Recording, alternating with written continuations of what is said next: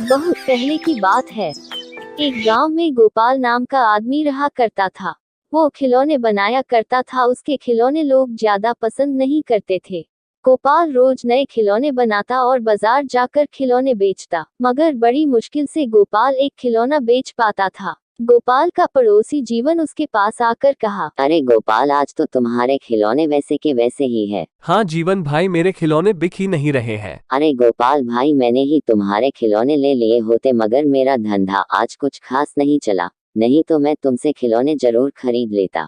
जीवन भाई, तुमने पूछा यही बहुत है मेरे लिए। चलो घर चलते हैं गोपाल। जीवन भाई, 2 दिन से कुछ खाया भी नहीं है। इस जालिम पेट के लिए कुछ ना कुछ तो बेचना पड़ेगा। हाँ भाई, तुम बेचो, मैं चलता हूँ। ऐसा कहकर जीवन चला गया। अब गोपाल खिलौने बेचने लगा। थोड़ी देर में एक औरत और बच्ची गोपाल के पास आकर पूछने लगी कि ये गुड़िया कितने की है? ये गुड़िया 20 रुपए की है बहन। घर जाने का समय हो गया है, कुछ कम करके खिलौने दे दो, अब घर जाने का समय हो गया है। खिलौने उतने अच्छे नहीं है। एक काम कीजिए, ये खिलौने 15 रुपए में ले लीजिए, इससे कम तो नहीं आएगा। नहीं भैया, ये खिलौना 10 रुपये में देना है तो दो, मैं इससे 1 रुपया भी ज्यादा नहीं दूंगी। ठीक है, ये लो गुड़िया। औरत ने 10 रुपये देकर वो खिलौना खरीदा और वहां से चली गई। गोपाल को दिन भर की कमाई में 10 रुपये ही मिले थे, इसलिए गोपाल थोड़ा नाराज था। गोपाल अपनी टोकरी उठाकर घर जाने के लिए जल्द निकलता है। शाम होने के कारण वह जंगल के रास्ते से घर जाने लगा। वो सोच रहा था कि सारे दिन का कमाई 10 रुपये है, भगवान क्या होगा। वह जंगल के रास्ते से घर कभी कभी जाया करता था, इसलिए उसे डर नहीं लगा। गोपाल एक पेड़ के नीचे से जा रहा था, तभी उसे किसी की आवाज सुनाई दी। गोपाल गोपाल। गोपाल रास्ते में फिर से जाने लगा। गोपाल गोपाल। आवाज आई। कौन है? किसने आवाज लगाई? तभी गोपाल को पेड़ के नीचे एक औरत दिखाई देती है। आप कौन है और इतने रात को इस घने जंगल में क्या कर रही हो? मेरा नाम रानी है, मुझे मेरे घरवालों ने घर से बाहर निकाला है, इसीलिए मैं यहाँ बैठी हुई हूँ।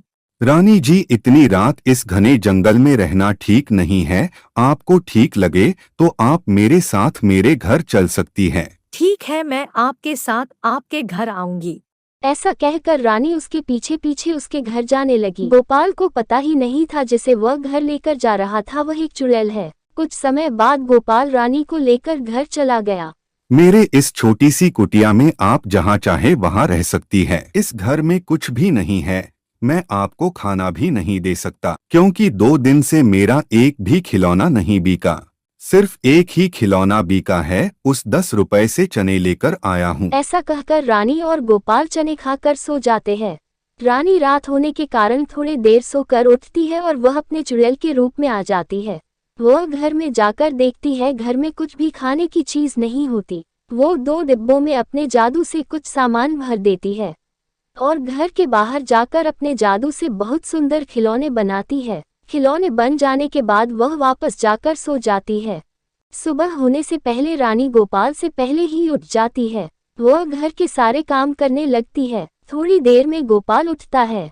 वह बाहर मिट्टी के खिलौने देख बहुत खुश हो जाता है। किसने इतने सुंदर खिलौने बनाए? मैंने तो आज तक इतने सुंदर खिलौने नहीं बनाए। गोपाल जी, खिलौने अच्छे लगे, मैंने बनाए हैं। बहुत सुंदर खिलौने हैं।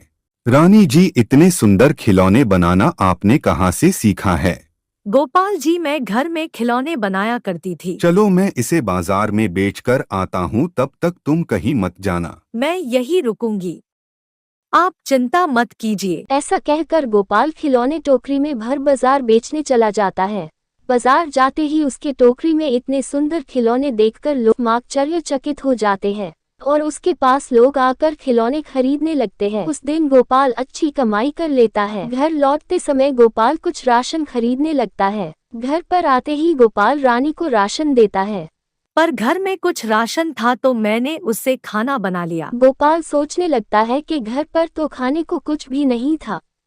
रानी गोपाल को ले जाकर डिब्बे में राशन दिखाती है। आप हाथ मुंह धो लीजिए, मैं खाना लगा देती हूँ। गोपाल खाना खाकर रानी के खाने की काफी तारीफ करता है। गोपाल के खाने के बाद रानी खाना खा लेती है। जीवन सुबह बाजार में गोपाल को नए नए खिलौने लाता देखकर कहता है, इतने सुंदर खिलौने गोपाल कहाँ से लाता है, जरूर दाल में कुछ काला है। और वह सोचने लगता है, और सोचता है कि इस बात का पता करना पड़ेगा। जीवन रात में गोपाल के घर के बाहर सो जाता है। आधी रात में जीवन को कुछ शब्द सुनाई देते हैं। जीवन गोपाल के घर में खिड़की से झांक कर देखता है कि एक चुड़ैल अपने जादू से नए नए खिलौने बना रही है। जीवन डर जाता है और वहां से भागकर अपने घर चला जाता है। सुबह वह देखता है कि गोपाल सुंदर खिलौने लेकर बाजार जा रहा है। जीवन गांव के सरपंच को सब कुछ बता देता है। सरपंच और गांव के लोग शिव बाबा के पास जाकर उस चुड़ैल के बारे में सब कुछ बता देते हैं। बाबा सबको लेकर गोपाल के घर जाते हैं और उस औरत को कहते हैं कि तुम कौन हो बताओ। वह औरत कहती है, मेरे ऊपर एक चुड़ैल का साया है। जिस दिन मेरी शादी होगी वह चुड़ैल मेरा शरीर त्याग देगी और मैं उस चुड़ैल से आजाद हो। बाबा और गांव के लोग उस औरत का विवाह गोपाल से कर देते हैं और वह औरत चुड़ैल की साया से आजाद हो जाती है और वो दोनों खुशी खुशी जीवन व्यतीत करने लगते।